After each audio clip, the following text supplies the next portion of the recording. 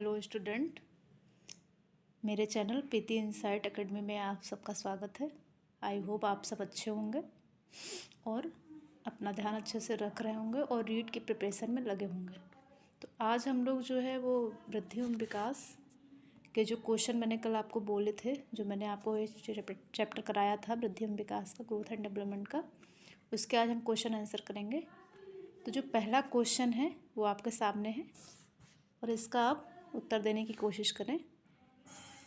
मानव वृद्धि एवं विकास प्रभावित होता है वंशानुक्रम से, वातावरण से, एक और दोनों से, इनमें से कोई नहीं। तो इसका जो आंसर है वो सी होगा, वंशानुक्रम और वातावरण से। जैसे मैंने कल आपको समझाया था कि वंशानुक्रम और वातावरण क्या होगा, आपको आई होप अच्छे से समझ में आ गया होगा और ध्यान भी होगा। दूसरे क्वेश्चन की अगर हम बात करें तो दूसरा क्वेश्चन नंबर ये है, निम्नलिखित में से कौन सा विकास का सिद्धांत नहीं है। तो कौन सा सिद्धांत नहीं है, आप इसको जो है बताइए। क्वेश्चन नंबर 2 को क्या उत्तर होगा। जैसे कि विकास जीवन पर्यंत होता है, ये सही है। विकास परिवृत्त होता है, ये भी सही है। विकास आनुवंशिक एवं पर्यावरण दोनों के द्वारा प्रभावित होता है, ये भी सही है। विकास सार्वभौमिक तथा सांस्कृतिक संदर्भ को इससे प्रभावित नहीं करते, तो ये होगा आपका गलत, क्योंकि विकास सार्वभौमिक तो है लेकिन सांस्कृतिक संदर्भ से प्रभावित करते हैं। ठीक है, तो यहाँ पे क्वेश्चन नंबर 2 का उत्तर नंबर डी हो जाएगा। तीसरे की अगर हम बात करें तो तीसरा क्वेश्चन आपके सामने है, आप बताएं इसका क्या होगा, उत्तर होगा। विकास के संबंध में निम्नलिखित में से कौन सा सार्थक तत्व है। तो आप बताएं, यह पूर्वानुमान प्रारूप के अनुसार नहीं होता है, यह आनुवंशिक और वातावरण की अंतःक्रिया का परिणाम है। सभी व्यक्ति समान दर से विकास करते हैं, विकास विशिष्ट से सामान्य की ओर अग्रसर होता है। तो यहाँ पे जो आपका आंसर रहेगा वो रहेगा बी, वह आनुवंशिकी और वातावरण की अंतःक्रिया का परिणाम है। ठीक है, जैसे कि कल मैंने समझाया था कि आनुवंशिक और वातावरण कितना ज़्यादा प्रभावित करते हैं हमारे विकास में और वृद्धि में। ठीक है, तो आई होप आपको याद हो गया होगा। चौथे क्वेश्चन की अगर हम बात करें तो आनुवंशिकता और पर्यावरण की भूमिका के बारे में निम्नलिखित में से कौन सा सत्य है। यहाँ पे सत्य पूछा गया है। पर्यावरण केवल बच्चे की भाषा विकास में महत्वपूर्ण भूमिका निभाता है। विकास के कुछ पहलू आनुवंशिकता और अन्य पर्यावरण से अधिक प्रभावित होते हैं। सीखने और प्रदर्शन करने की एक बच्चे की क्षमता जीनों द्वारा पूरी तरह से निर्धारित की जाती है। अच्छी देखभाल और पौष्टिक आहार बच्चे के किसी भी जन्मजात विकार को दूर कर सकता है। तो आनुवंशिकता और पर्यावरण के बारे में पूछा गया है, तो कौन सा सत्य होगा।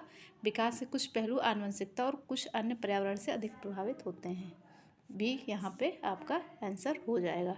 ठीक है, इसी तरह अगर हम क्वेश्चन नंबर 5 में आए तो क्वेश्चन नंबर जो 5 है आपका, ये आपके सामने दिया गया है, आप इसका आंसर दें।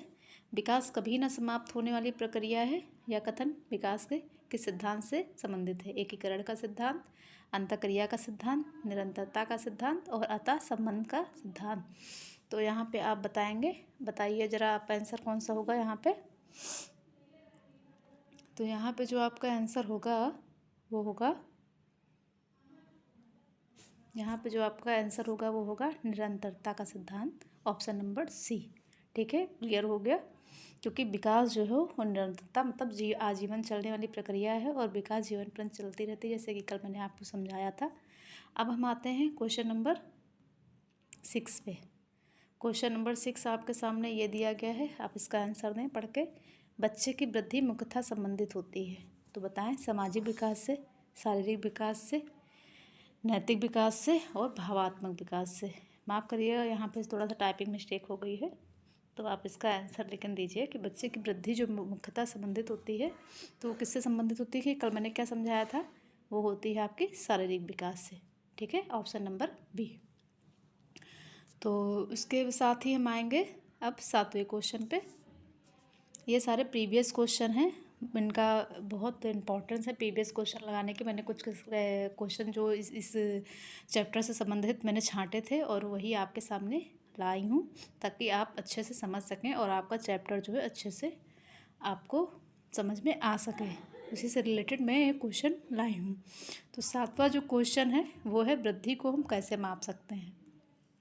तो आप बताइए कि वृद्धि को हम कैसे माप सकते हैं, गुणात्मक, परिमाणात्मक, संख्यात्मक और व्यवहारात्मक। तो आपको कल क्या मैंने बताया था कि वृद्धि जो है वो मात्रात्मक और परिमाणात्मक दोनों होती है। तो ऑप्शन नंबर बी, यहाँ पे आप मात्रात्मक भी ऐड कर लीजिएगा कि वृद्धि जो है मात्रात्मक और परिमाणात्मक दोनों होती है। ठीक है, तो दोनों तरीके से हम माप सकते हैं और वृद्धि को मापना संभव है।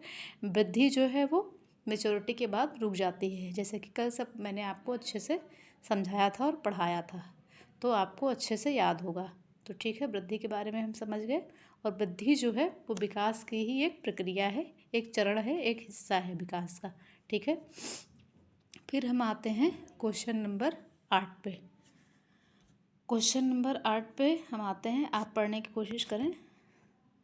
और क्वेश्चन नंबर 8 पे हम आते हैं, ये रहा क्वेश्चन नंबर 8 आपके सामने दिया गया है, आप इसे अच्छे से समझें। ठीक है, क्वेश्चन नंबर 8 ये रहा आपके सामने। स्थूल गतिक कौशल के अंतर्गत कौन से कार्य आते हैं। तो स्थूल गतिक क्या होता है, इसको इंग्लिश में ग्रास मोटर कहते हैं। ठीक है, ग्रास मोटर कहते हैं। स्थूल गतिक कौशल के अंतर्गत कौन से कार्य आते हैं, बताइए। उंगलियों का प्रयोग, पेंटिंग करना, लिखना और दौड़ना। तो आप बताएं इसका आंसर।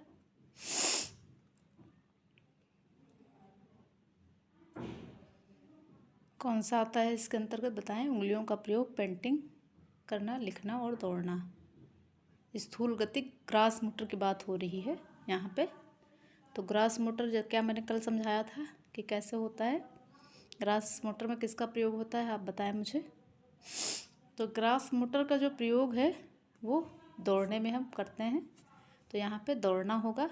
जो मोटी मसल्स का, जो बड़ी मसल्स का प्रयोग करते हैं उसको हम ग्रास मोटर कहते हैं। जैसे कि चलना, दौड़ना, घुटनों के बल चलना और भागना आदि, ये सारे जो है वो ग्रास मोटर में आएंगे। ठीक है, तो यहाँ पे आपको ग्रास मोटर क्लियर हो गया होगा। अब हम आते हैं क्वेश्चन नंबर 9 के। आज क्वेश्चन हम 10 लाए हैं, बाकी क्वेश्चन बाद में कराएंगे। और हर चैप्टर से संबंधित मैं 10-10 क्वेश्चन कोशिश करूँगी कि 5-10 क्वेश्चन लेके आऊँ, ताकि आपको चैप्टर पढ़ने के बाद कैसे क्वेश्चन आते हैं ये क्लियर हो सके और आप आसानी से परीक्षा में उसका आंसर दे सकें। और ये सारे क्वेश्चन जो है प्रीवियस हैं, जो मैं लेके आई हूँ आपके सामने। ठीक है, कुछ क्वेश्चन मैंने खुद से बनाए हैं, 2-4 क्वेश्चन, बाकी के जो हैं वो प्रीवियस हैं। और प्रीवियस हैं और जो है चैप्टर के अंतर्गत ही जो मैंने कल आपको पढ़ाया है उसी से रिलेटेड हैं। बाकी क्वेश्चन मैं आपको कल पढ़ाऊँगी। तो इसमें हम बात करेंगे इस सूक्ष्म गतिक कौशल के अंतर्गत क्या आता है। तो आप बताएं कि सूक्ष्म गतिक, जैसे कि जो एक ग्रास मोटर था, जैसे कि ऊपर मैंने ग्रास मोटर के बारे में पूछा, एक सूक्ष्म मतलब फाइन मोटर। तो फाइन मोटर स्किल के अंतर्गत क्या आता है, बताएं आप। दौड़ना, चलना, काजल लगाना, घुटनों के बल चलना। तो आप बताएं सूक्ष्म गति के अंतर्गत क्या आता है। दौड़ना, चलना, काजल लगाना, घुटनों के बल चलना। आंसर दीजिए आप सभी लोग।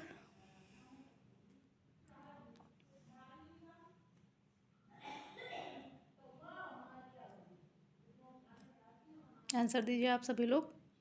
सूक्ष्म गतिक कौशल के अंतर्गत कल मैंने क्या पढ़ाया था आपको, बताएं आप लोग। आंसर दीजिए, जल्दी दीजिए।